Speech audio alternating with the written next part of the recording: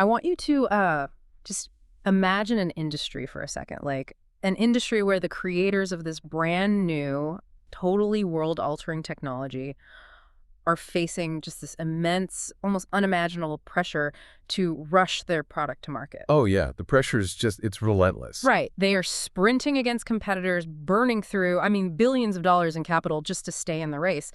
But here is the catch. They are doing this while fully aware, like their own internal engineers and the world's leading researchers are explicitly telling them that there is a greater than 10% chance this technology could cause a civilizational scale catastrophe in the next 5 years. And we're not talking about a server glitch here. Exactly. Not a bad quarterly earnings report. A catastrophe that literally redefines the survival of modern society. You would think if an industry possessed that specific quantified knowledge, someone would hit the brakes. You'd certainly hope so. The executives would stop. The government would step in. But, well, welcome to the deep dive. Because this isn't a hypothetical thought experiment from some business ethics class, and it definitely isn't the plot of a science fiction movie. We are talking about the current documented reality of artificial intelligence development.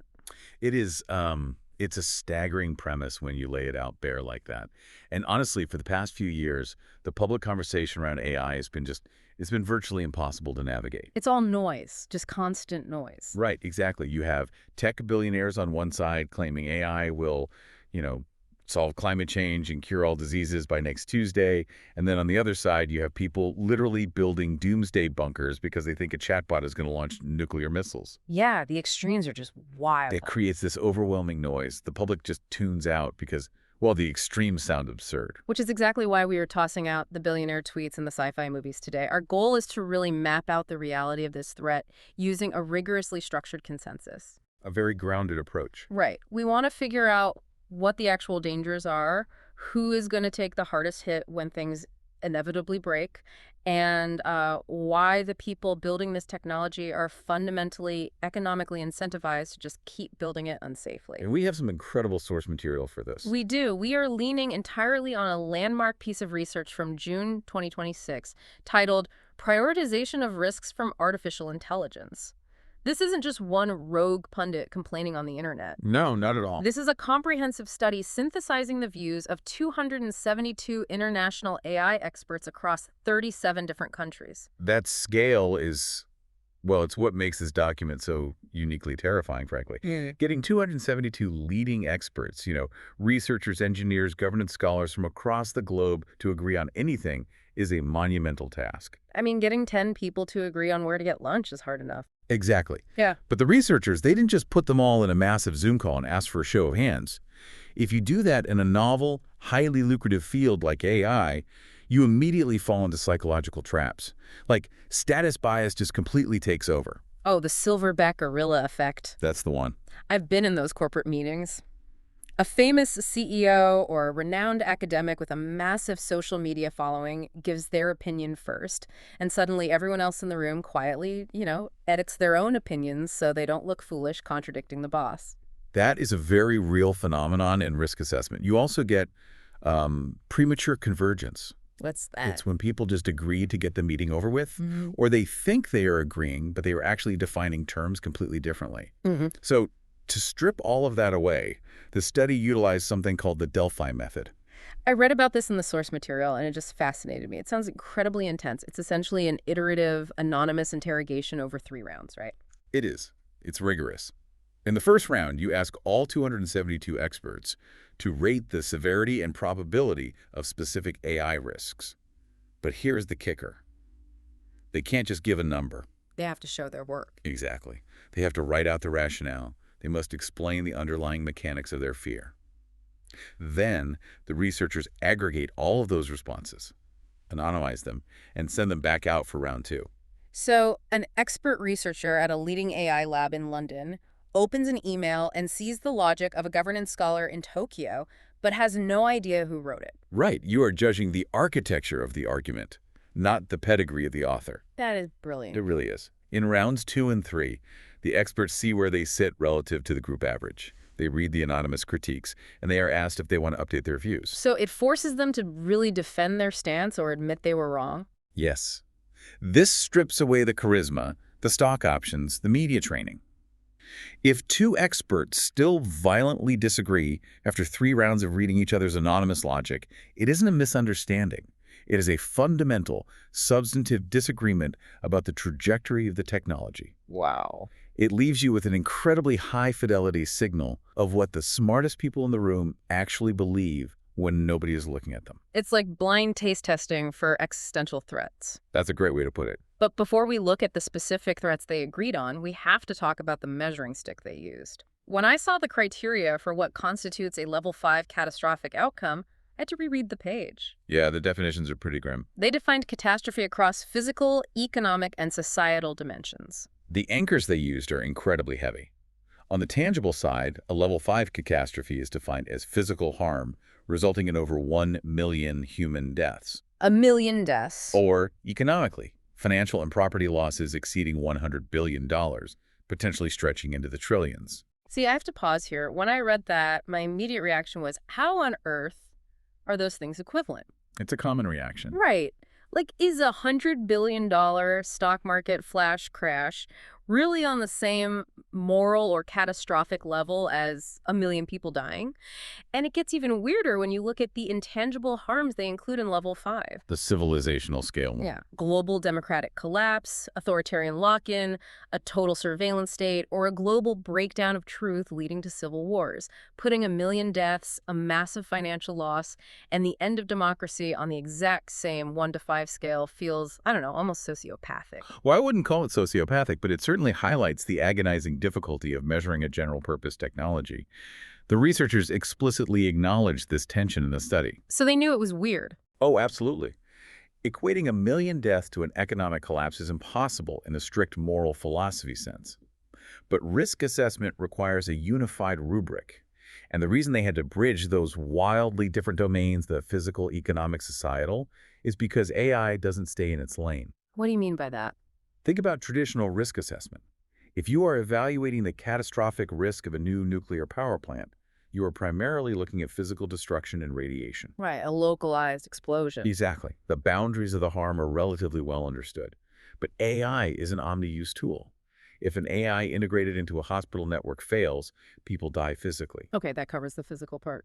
If an algorithmic trading AI fails, economies collapse financially. If an AI integrated into social media platforms is manipulated by a state actor, you get epistemological collapse, the breakdown of truth and democracy. Oh, I see. The scale's clumsiness isn't a flaw of the study. It is a reflection of the technology's boundless blast radius. Okay, that totally reframes it for me. It's not that 1 million deaths equals a stock market crash. It's that an AI failure could trigger either of those extremes. And we need a way to label both as a worst-case scenario. Precisely. It's about capturing the maximum potential damage across any vector. So, with that grim measuring stick in hand, let's look at the window between 2025 and 2030. The researchers asked the experts to evaluate 24 specific risks under a business-as-usual scenario. Right, the BAU scenario. Meaning, what happens if we just keep doing what we're doing right now? No sweeping global treaties, no shutting down server farms, just the current trajectory.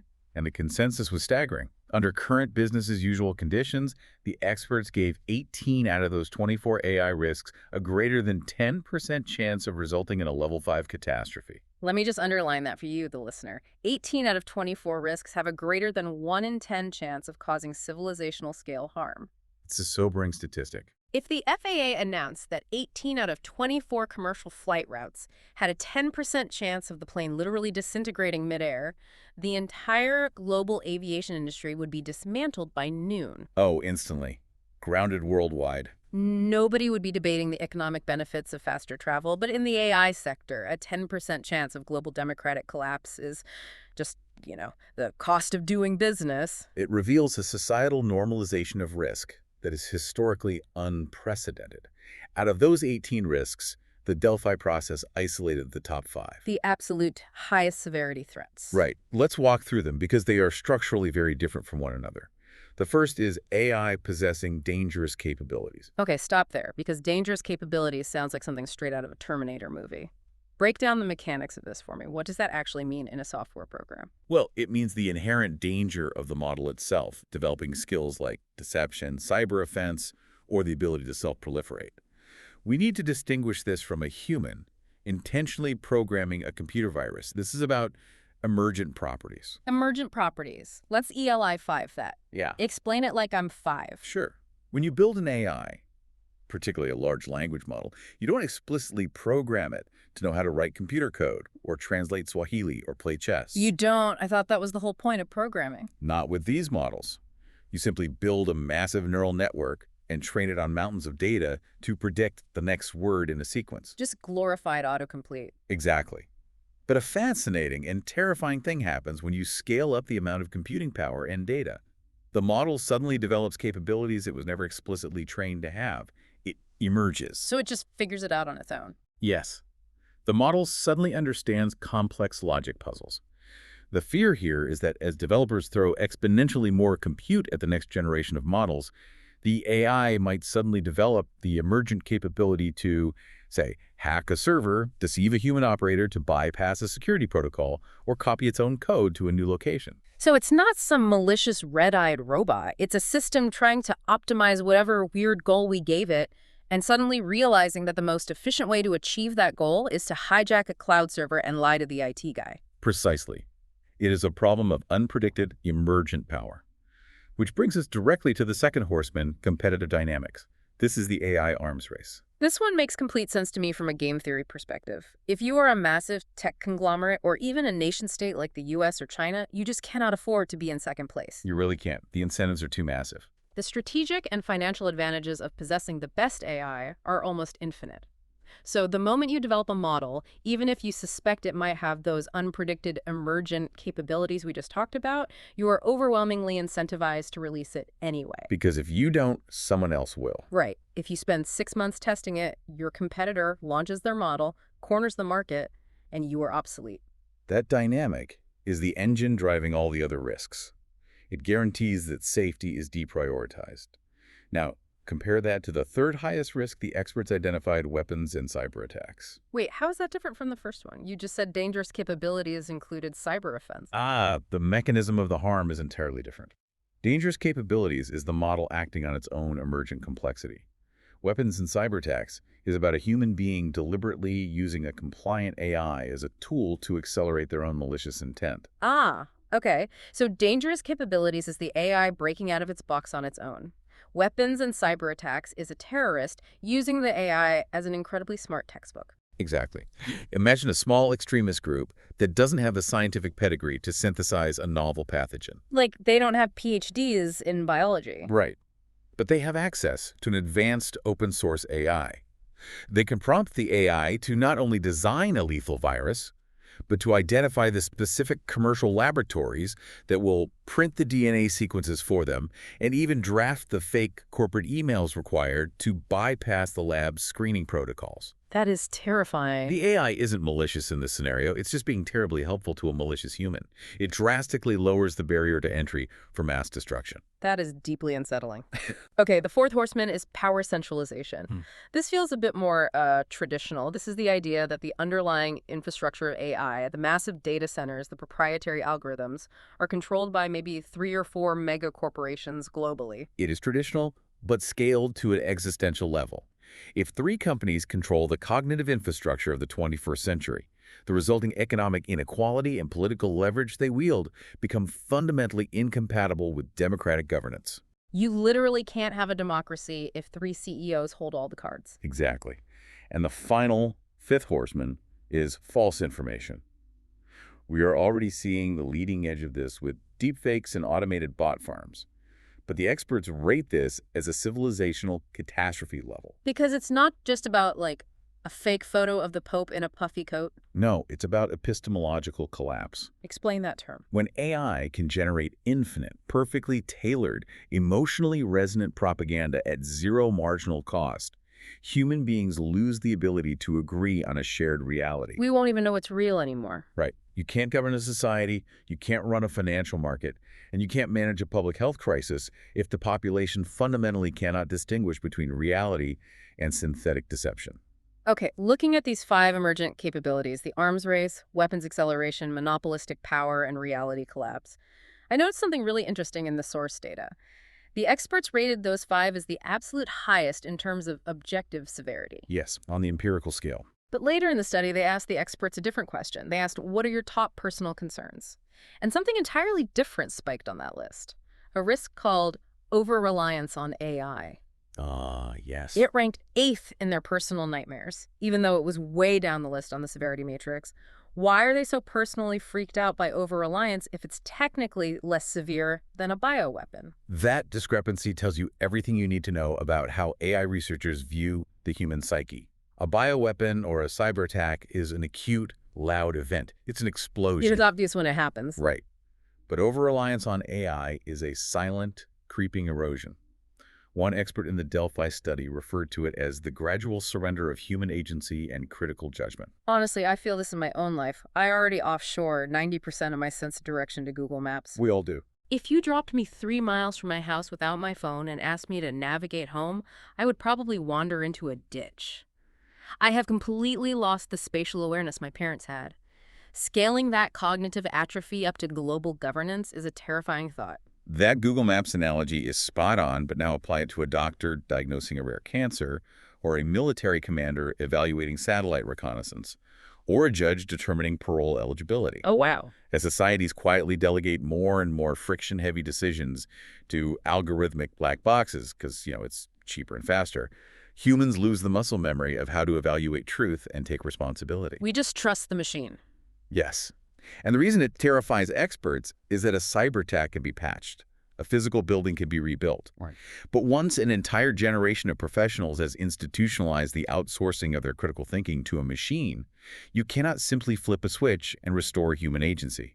The degradation is permanent. So we have this terrifying landscape of business as usual risks. Naturally, any sane policymaker looks at this and says, all right, let's pass some sensible regulations. Let's implement safety filters, watermark AI-generated text, require some basic auditing. The pragmatic approach. Right. The study actually modeled this exact response. They created a scenario called pragmatic mitigations, meaning, what if we apply the standard cost-effective safety measures that governments are proposing right now?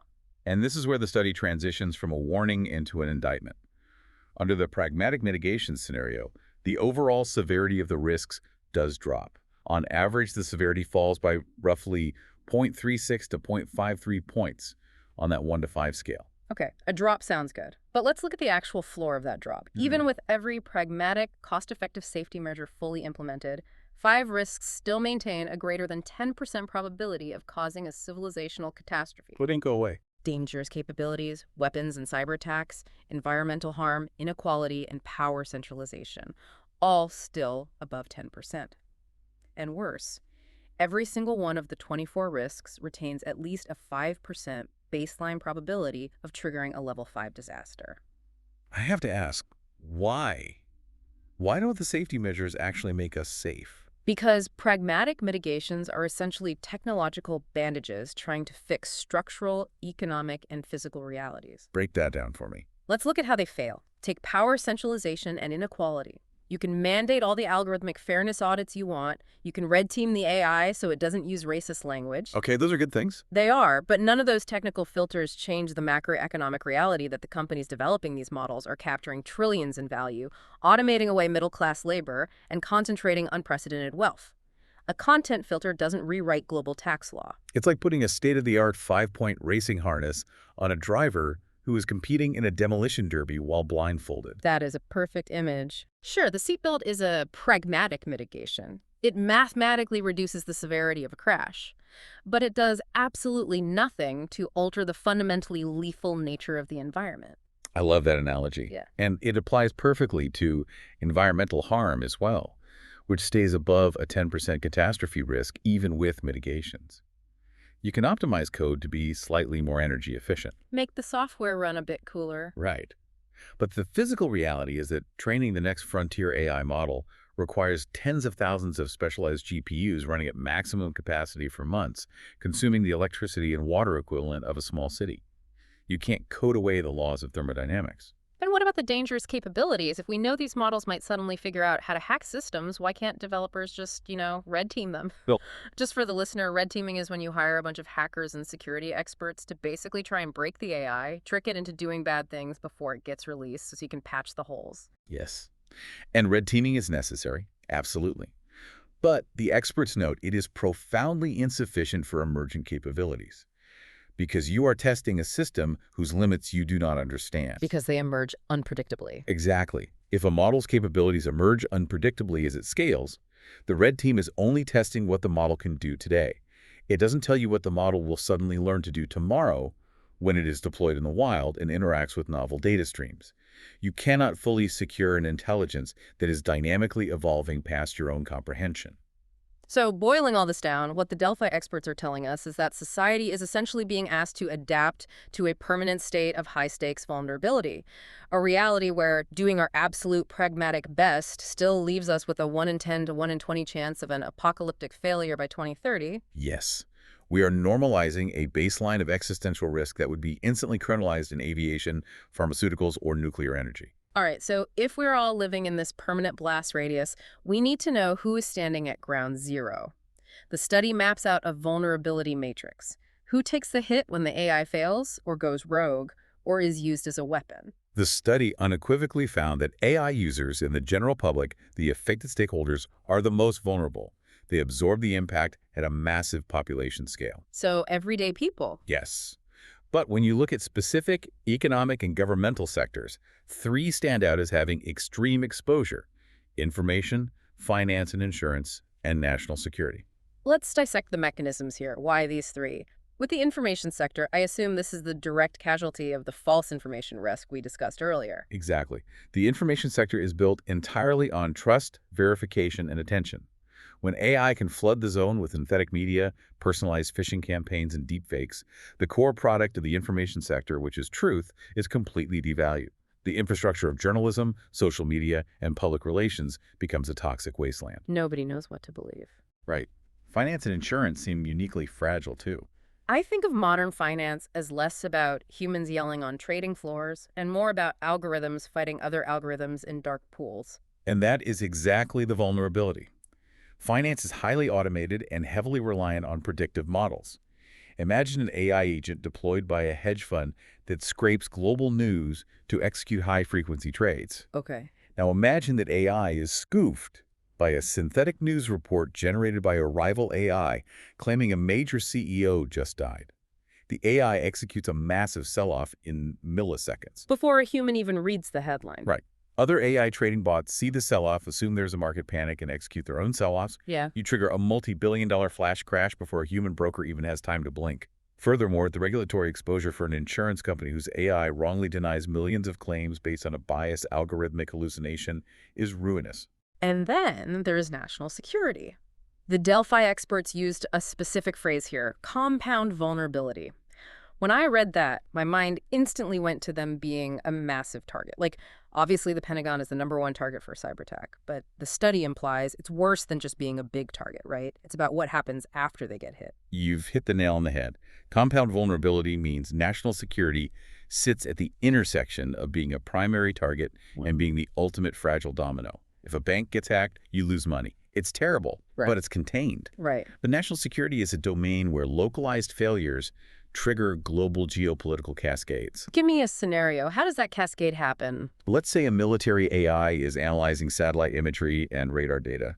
Due to an adversarial attack, maybe someone tweaked a few pixels in the satellite feed, the AI hallucinates the presence of an incoming hypersonic missile. It immediately recommends a retaliatory strike, or automatically shifts defensive posture, which the opposing nation's AI immediately flags as an act of aggression. The speed of AI decision-making compresses the time human leaders have to de-escalate. A data hallucination compounds into an armed international crisis. Okay, so the public, information, finance, and national security are standing at ground zero. But here is the piece of data in the vulnerability matrix that actually made me laugh out loud because it is so incredibly dystopian. The study assessed the vulnerability of AI infrastructure providers. Yes, the providers. For the listener, these are the massive cloud computing companies, the folks who own the millions of servers, the cooling systems, the silicon chips that actually power the AI models, and the experts rated them as the least vulnerable entities in the entire ecosystem. Rated as minimally vulnerable across almost all catastrophic risks. It is a stunning structural irony. It's like they own the local power grid, and everyone in town is buying these experimental, highly explosive appliances. People Boom. plug them in, the appliances catch fire, the houses burn to the ground, and the power company just sits there, completely unharmed, billing the town for the electricity they used while their houses were burning. How on earth are they so insulated from the catastrophe they are powering? Because they sit entirely upstream from the social fallout. The business model of an infrastructure provider is based purely on raw compute demand. If an AI is used to discover a life-saving drug, it requires immense compute, and the provider gets paid. Right. If an AI is used to run a massive automated disinformation campaign that destabilizes an election, it also requires immense compute, and the provider still gets paid. Their revenue isn't tethered to the social utility or the safety of the output. They just sell the pickaxes during the gold rush. Exactly. Unless there is a literal physical terrorist attack on their data center or a complete collapse of the global economy, they are insulated from the poison they are pumping into the water supply. Which brings us, perfectly and tragically, to the final piece of this puzzle, the accountability gap and the massive moral hazard driving this entire industry toward the cliff. This is the core structural flaw that makes all the risks we've discussed so intractable.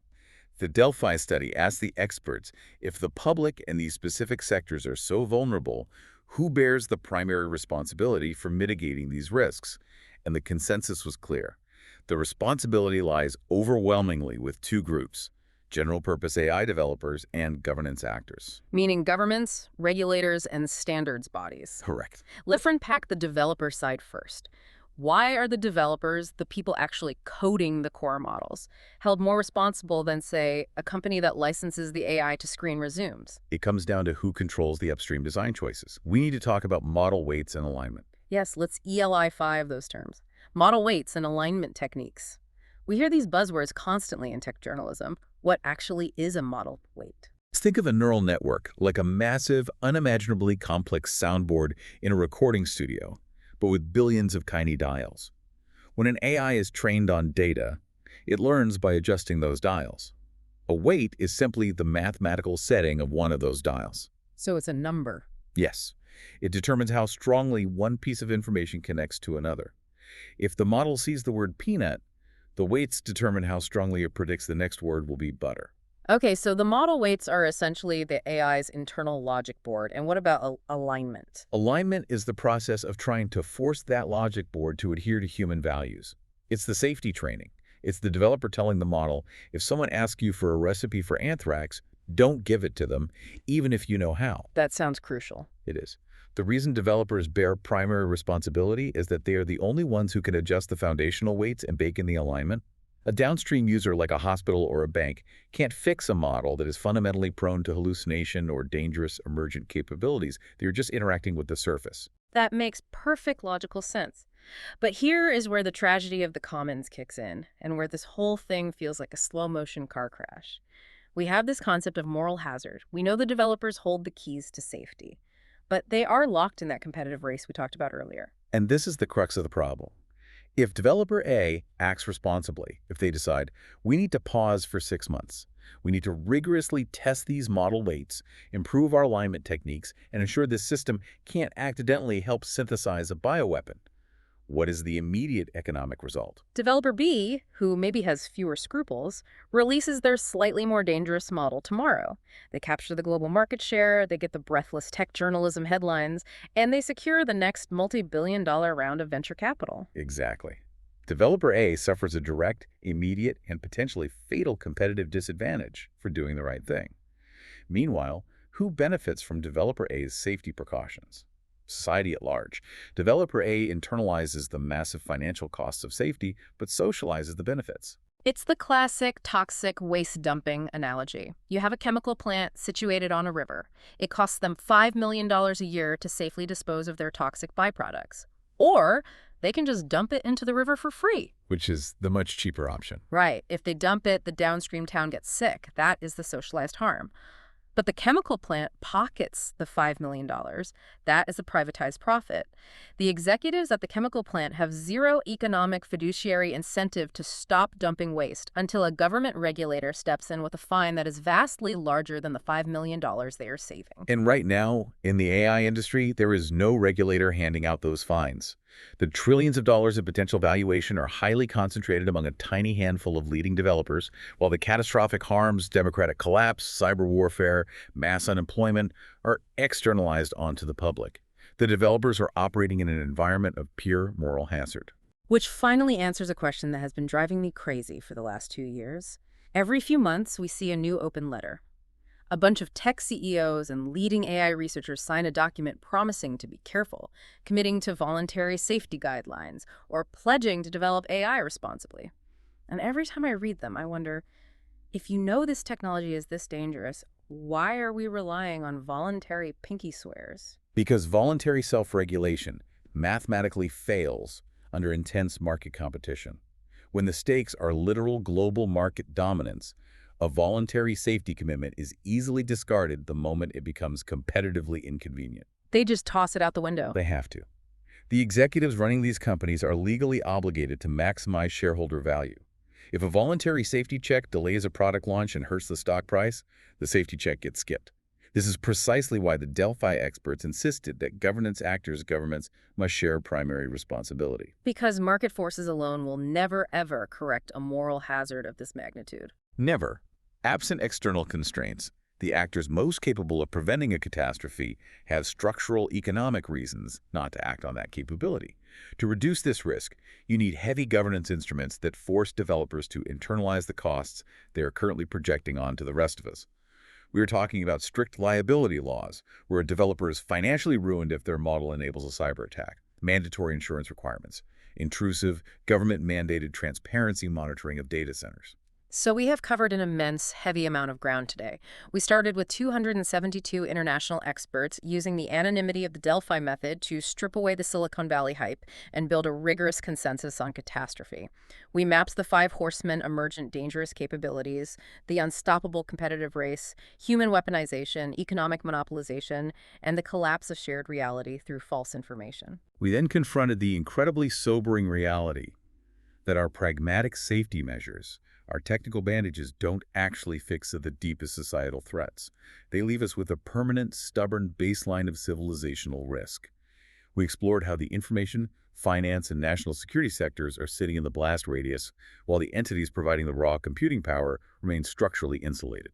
And finally, we expose the economic engine driving the threat, a moral hazard where developers privatize the trillions in profits and socialize the existential risks, structurally unable to stop themselves without aggressive government intervention. It is a landscape that demands immediate structural legal intervention, not just better coding. Exactly. So I want to leave you, the listener, with a final thought to mull over.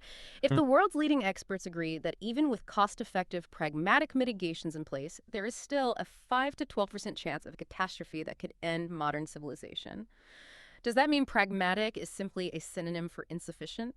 If the very structure of our global economy prohibits AI developers from prioritizing humanity's survival over their own market share, perhaps the ultimate solution to AI risk isn't a technological breakthrough and alignment at all.